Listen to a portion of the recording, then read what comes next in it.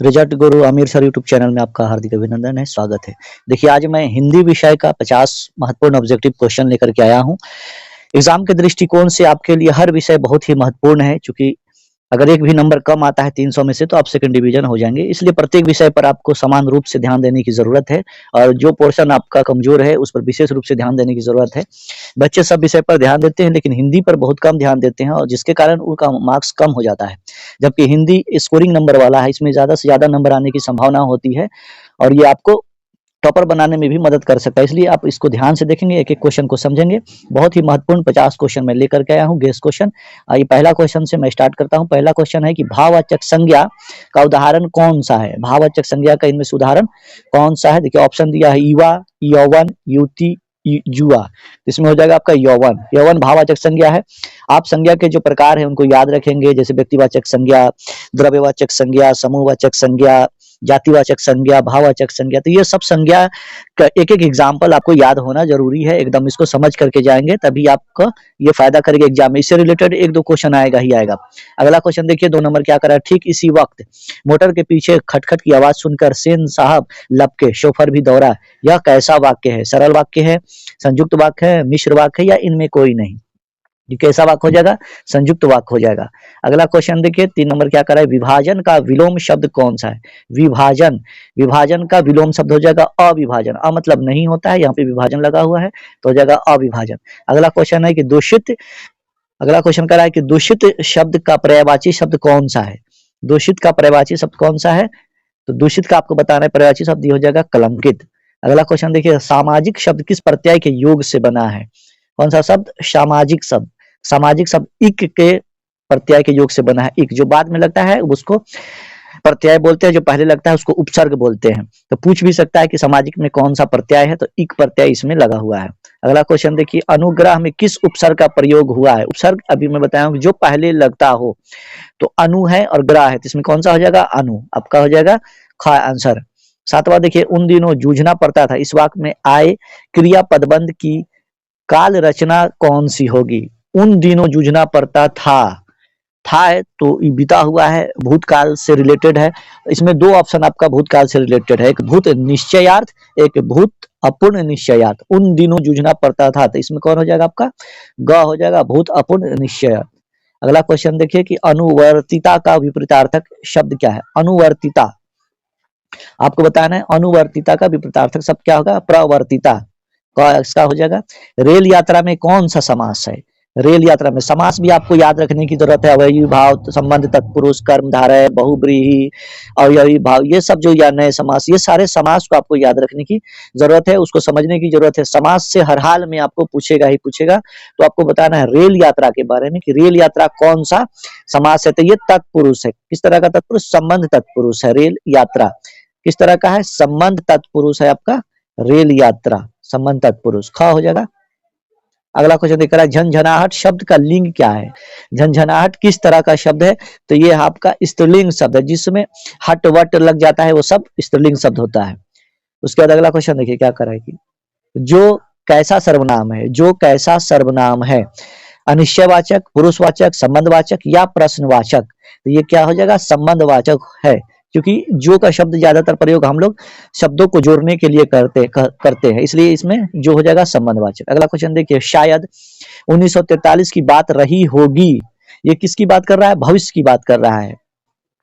इसमें भविष्य से रिलेटेड 2 इसमें है, आप बताना है कि इस वाक्य में कौन सा कालचरण होगा आपको। तो इसका हो जाएगा संदिग्ध भूतकाल। रही होगी पहले की बात कर रहा है, यानी बीती हुई बात कर रहा है कि शायद 1943 की बात रही होगी, ऐसा हुआ होगा। तो ये देखने से लग रहा है कि भविष्य की बात कर रहा है, लेकिन ये पास्ट का है, तो ये संदिग्ध भूतकाल है, क्योंकि इसमें स्पष्ट वाक्य नहीं है, क्लियर शब्द नहीं है। अगला कार्य कि प्राग प्लस मुख की संधि क्या होगी। प्राग जोड़ मुख की संधि क्या होगी, तो इसमें क्या हो जाएगा आपका आंसर, घ हो जाएगा प्रांगमुख। क्या हो जाएगा, प्रांगमुख। अंग है ये प्रांगमुख। अगला क्वेश्चन देखिए व्याप्त का संधि विच्छेद क्या होगा। व्याप्त का संधि विच्छेद क्या होगा, तो वी जोड़ आप्त, वी जोड़ आप्त। इसको याद रखेंगे, संधि विच्छेद 2 4 याद रख लेंगे। जैसे मैं आपको बता दूं, पवन का याद रख लेंगे, नयन का याद रख लेंगे, पावक का याद कर लेंगे, ये सब महत्वपूर्ण है, पवन, पावक, नयन।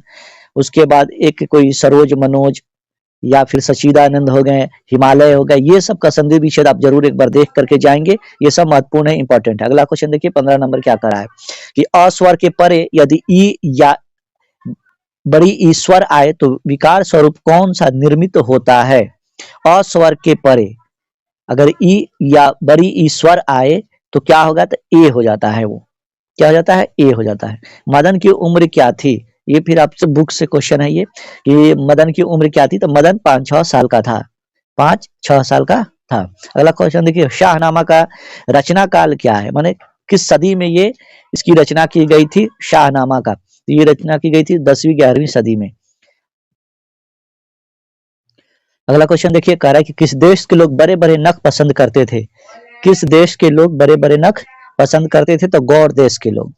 अगला क्वेश्चन है कि संस्कृत के अस्मि शब्द के लिए ग्रीक भाषा में किस शब्द का प्रयोग होता है? अस्मि शब्द के लिए बताना है आपको, तो ये होता है अस्मि।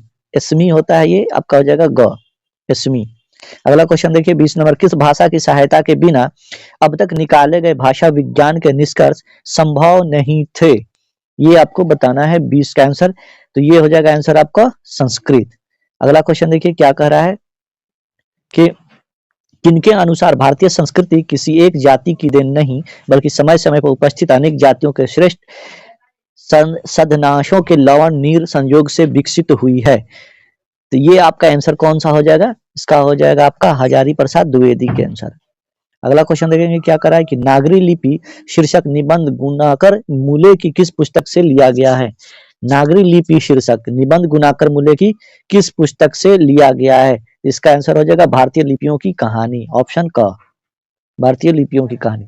महमूद गजनवी का अस्तित्व काल क्या था? ये बताना है कि महमूद गजनवी का अस्तित्व कब से कब तक था? तो ये आंसर हो जाएगा आपका 11वीं सदी पूर्वार्ध तक। अगला क्वेश्चन देखिए क्या कर रहा है कि श्रवण बेलगोला क्या है? श्रवण बेलगोला क्या है आपको ये बताना है। इसका आंसर हो जाएगा आपका जैनों का प्रसिद्ध तीर्थ स्थल है श्रवण बेलगोला। अगला क्वेश्चन देखिए क्या कर रहा है कि कहानीकार अमरकांत का जन्म कब हुआ था? कहानीकार अमरकांत का जन्म कब हुआ था? ये हुआ था जुलाई 1925 को। अगला क्वेश्चन देखिए कि बहादुर कहाँ का था? बहादुर कहाँ का था? ये चैप्टर से है आपका, तो ये नेपाल का रहने वाला था। कौन? बहादुर। अगला कह रहा है कि रूसी क्रांति कब हुई थी? आप पढ़े होंगे कि रूसी क्रांति 1917 ईस्वी में हुई थी, ये सामाजिक विज्ञान में भी पढ़ना है। अगला क्वेश्चन है कि रामविलास शर्मा की दृष्टि में कौन सा वाद राष्ट्रीय आवश्यकता है? तो ये हो जाएगा आपका समाजवाद। अगला क्वेश्चन देखिए कि बिरजू महाराज का नृत्य देखते हुए किसकी काव्य रचना है?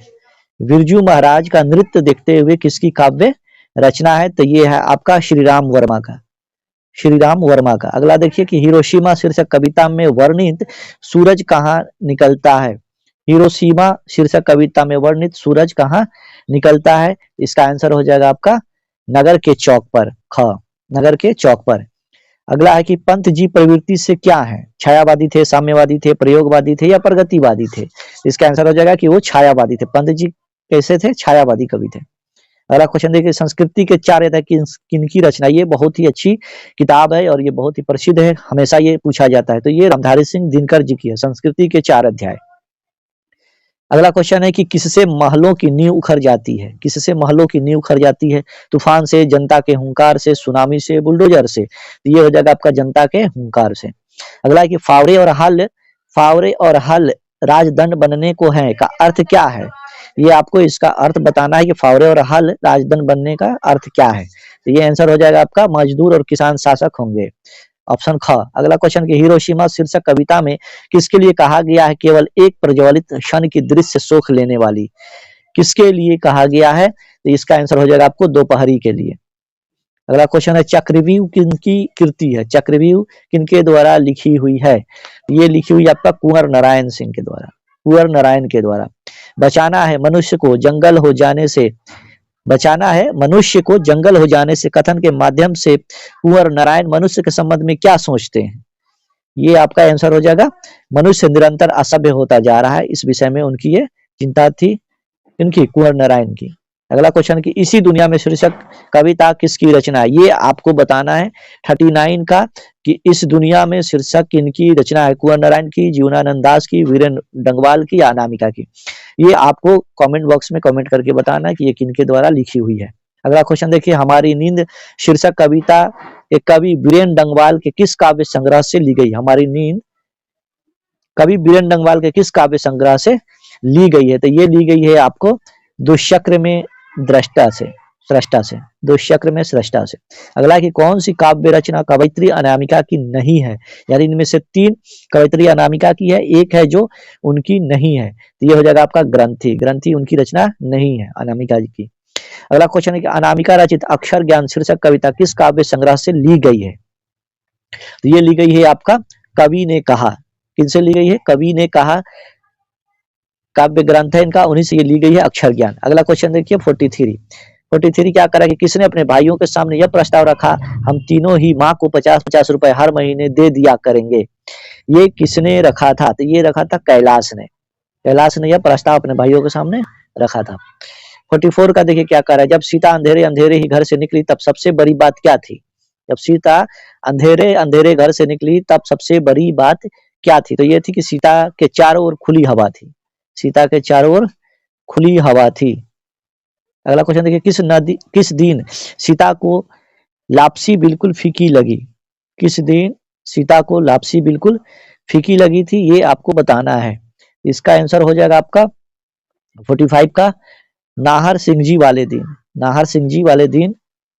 अगला क्वेश्चन देखिए, किसने मन्नत मानी कि यदि पाप पाती ठीक हो जाएगी तो वैदेश्वर जी के मंदिर जाकर दोनों हाथों में रेजगारी भरकर भगवान को भेंट चढ़ाऊंगी? तो ये किन्होंने कहा था?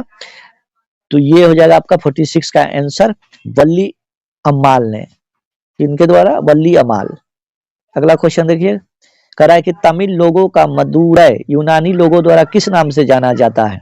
तमिल लोगों का जो मदुरै है यूनानी लोगों द्वारा किस नाम से जाना जाता है? तो ये हो जाएगा मेदोरा।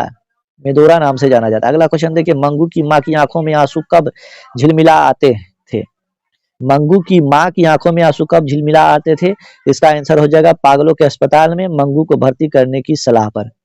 अगला क्वेश्चन देखिए 49, लक्ष्मी को रात रात भर नींद क्यों नहीं आती थी?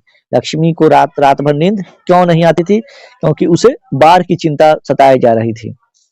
अंतिम क्वेश्चन देखिए कि घर वाला घर में कुत्ते की तरह कब रहता है? बड़ी खतरनाक क्वेश्चन है। घर वाला घर में कुत्ते की तरह कब रहता है? घरवाली की करुणा से, घरवाली की सहिष्णुता से, घरवाली के बनाव श्रृंगार से, या घरवाली के दबंगई से? आपको आंसर पता चल गया होगा कि घर वाला घर में कुत्ते की तरह कब रहता है? घरवाली के बनाव श्रृंगार से। ये था आपका 50 क्वेश्चन, बहुत ही महत्वपूर्ण। इसे अधिक से अधिक शेयर कर देंगे, कमेंट करेंगे, सब्सक्राइब करेंगे। बहुत बहुत शुक्रिया, बहुत बहुत धन्यवाद।